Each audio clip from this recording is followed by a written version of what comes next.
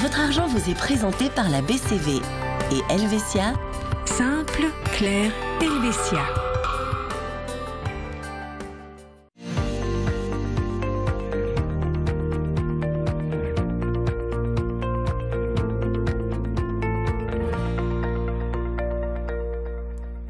Madame, Monsieur, bonjour, bienvenue pour ce nouveau numéro de Votre Argent. On s'intéresse aujourd'hui à la déclaration fiscale. Vous avez peut-être demandé une prolongation justement du délai de votre déclaration. Et quoi qu'il en soit, les conseils que l'on va vous donner aujourd'hui sont valables pour votre prochaine déclaration puisque, comme souvent, il faut s'y prendre le plus tôt possible. Avec nous pour en parler, notre expert Vincent Lehmann. Bonjour Vincent. Bonjour. Alors quand on parle de déduction fiscale, on pense en premier lieu à la prévoyance et bien sûr au troisième pilier. Exactement. Tout comme en 2017, les salariés affiliés à une caisse de pension ont la possibilité de déduire jusqu'à un montant maximal de 6 768 francs. Les indépendants, quant à eux, peuvent cotiser jusqu'à 20% de leur revenu net pour un maximum de 33 840 francs. De plus, les conjoints qui exercent également une activité professionnelle peuvent déduire à hauteur des mêmes montants.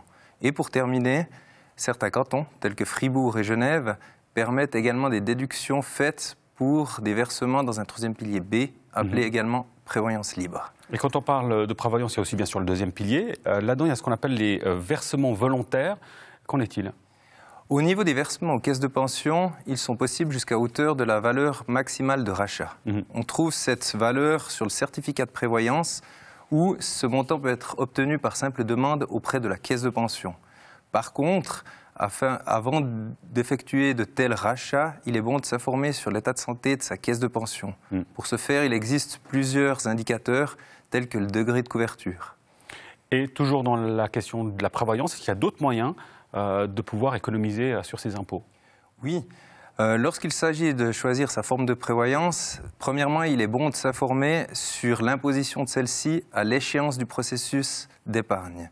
Ainsi, on évitera de recevoir un capital de prévoyance en même temps, la même année, qu'un avoir provenant d'un troisième pilier A.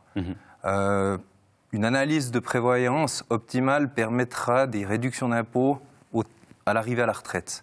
C'est ainsi qu'une personne qui souhaite travailler, par exemple, au-delà de l'âge ordinaire de la retraite, 70 ans pour les hommes ou 69 ans pour les femmes, peut continuer à verser des avoirs dans un troisième pilier A ou dans une caisse de prévoyance.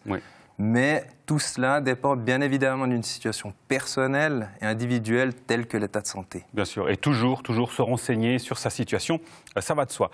Au-delà de la prévoyance, si je suis propriétaire d'une villa ou d'un appartement, qu'est-ce que je peux potentiellement déduire ?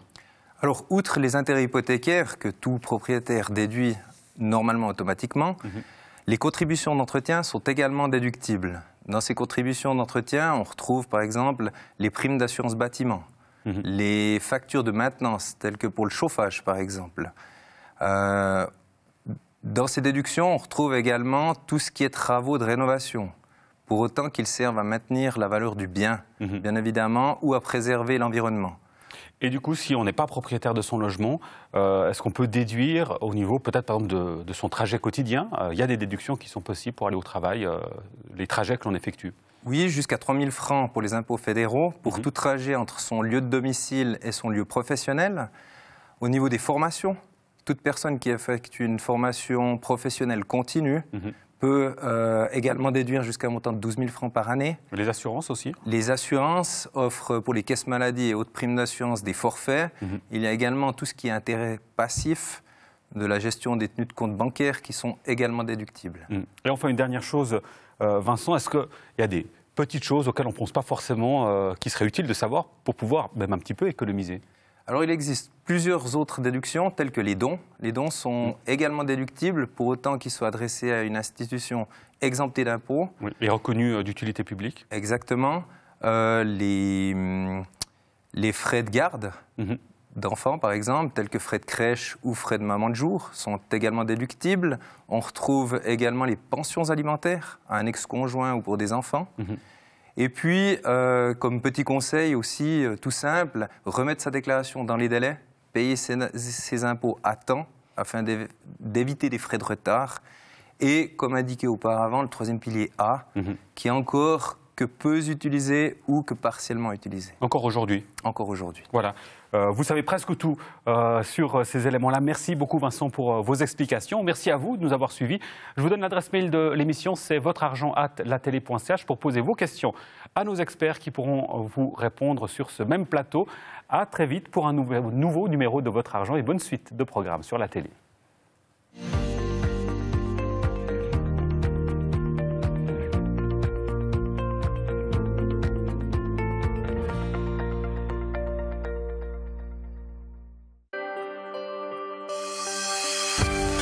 Votre argent vous a été présenté par la BCV et Helvetia. Simple, clair, Helvetia.